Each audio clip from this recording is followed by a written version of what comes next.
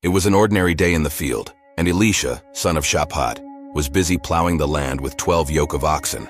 The sun was shining in the sky, and the heat from hard work made sweat run down his face. Elisha was known for his dedication and hardworking spirit, always focused on fulfilling his responsibilities with care.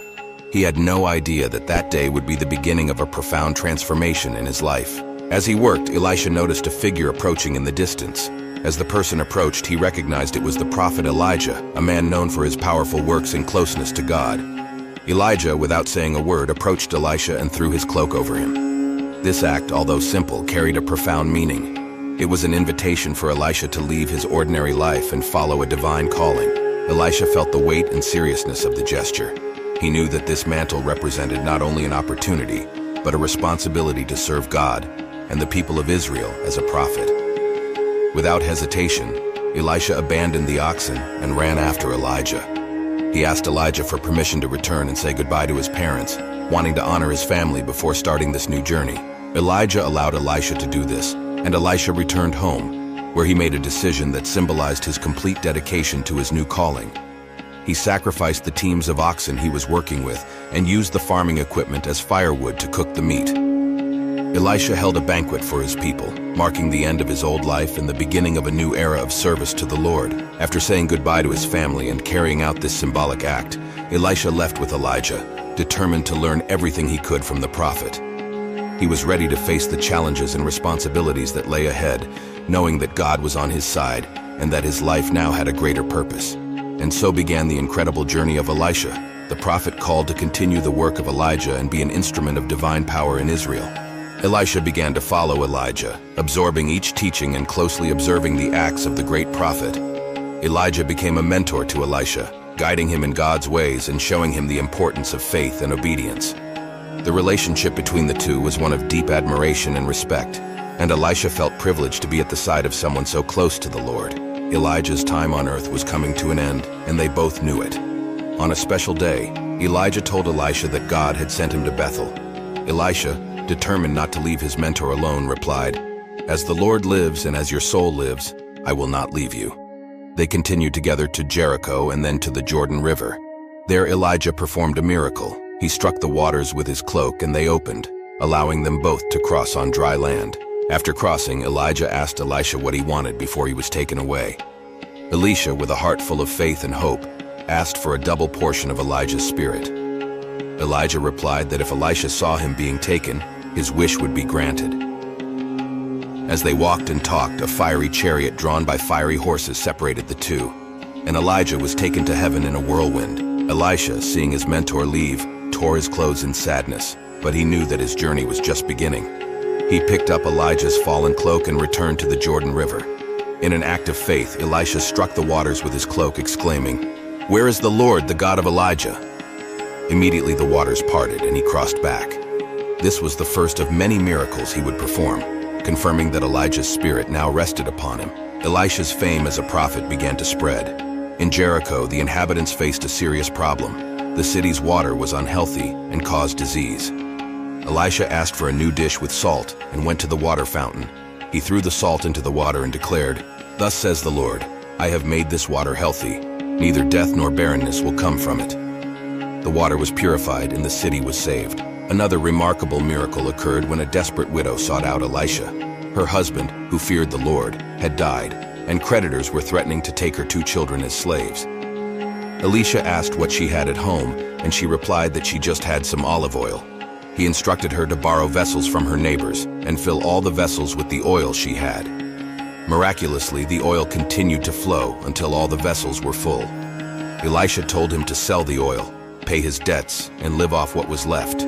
These early miracles established Elisha as a true prophet of God, someone through whom divine power manifested itself in surprising and compassionate ways. He moved forward with his mission, always guided by faith in the Spirit of the Lord, touching and transforming lives wherever he went. As Elisha established himself as God's prophet, his influence expanded beyond personal borders and into the kingdom of Israel. He became a key figure in guiding and advising kings, especially during periods of crisis and conflict.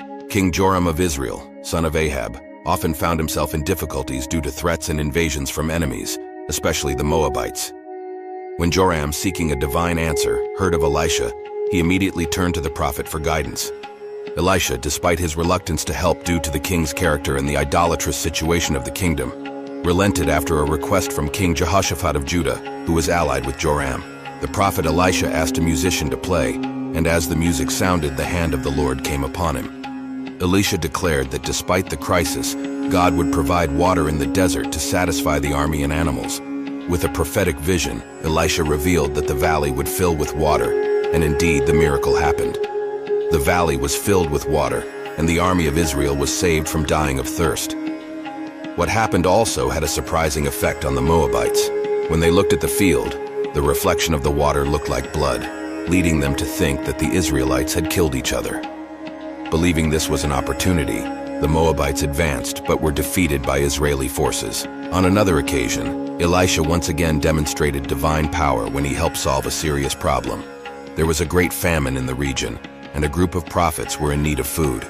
Elisha received a gift of 20 loaves of bread and some grain, which were insufficient to feed everyone. However, Elisha ordered the food to be distributed among the men, and everyone ate until they were satisfied, with leftover remains, according to the word of the Lord. In addition to miracles and direct interactions with kings, Elisha was also a wise advisor on political and strategic issues.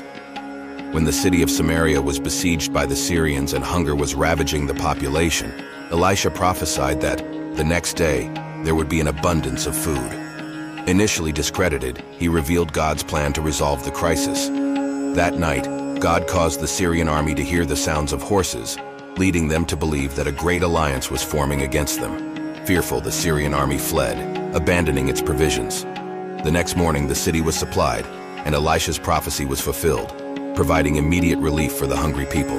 Elisha's presence brought not only miracles, but also new hope and direction for the kingdom of Israel. He not only faced crises with courage and faith, but also brought the certainty that God was always present and willing to act in favor of his people. Elisha continued to serve as a beacon of light and truth in times of great difficulty and need. Elisha's ministry was not limited to just performing mighty miracles and providing divine guidance. He was also known for his kindness and his commitment to justice, characteristics that manifested themselves in several notable episodes during his journey as a prophet. A striking example of Elisha's kindness occurred when he met a Shunammite woman who had often welcomed him into her home. This woman, who had a deep faith in God, had provided a room for Elisha, offering him a place to rest and eat meals during his visits. In gratitude, Elisha wanted to do something special for her. When he learned that she had no children and her husband was elderly, Elisha prophesied that next year she would have a son. The miracle happened, and the woman gave birth to a boy, as Elisha had promised. Years later, the boy became seriously ill and died. Desperate, the Shunammite looked for Elisha, who immediately went to her house. He prayed to the Lord and, following his instructions, lay on the boy, mouth to mouth, eyes to eyes, and hands to hands. The boy's body warmed up, and after a moment of prayer, he came back to life. This act not only demonstrated God's power through Elisha, but also revealed the prophet's love and compassion for those who were suffering. Another episode that highlights Elisha's righteousness involved Naaman, a Syrian army commander who suffered from leprosy. When Naaman heard about the prophet in Israel, he decided to seek healing. Elisha instructed him to dip 7 times in the Jordan River, an act that seemed simple but required faith and obedience. Although Naaman initially resisted and questioned the effectiveness of the Jordan River, he followed Elisha's instructions and was healed. Naaman, grateful for the healing, offered gifts to Elisha, but the prophet refused, emphasizing that the miracle was a manifestation of God's power and not a means for personal gain. This act of refusing gifts also served to demonstrate Elisha's integrity and his rejection of greed. However, his servant Gehazi did not share this same integrity. Gehazi, upon learning of the gifts offered by Naaman, ran after him and lied, saying that Elisha had changed his mind and accepted the gifts. When he returned, Elisha learned of the lie and confronted Gehazi.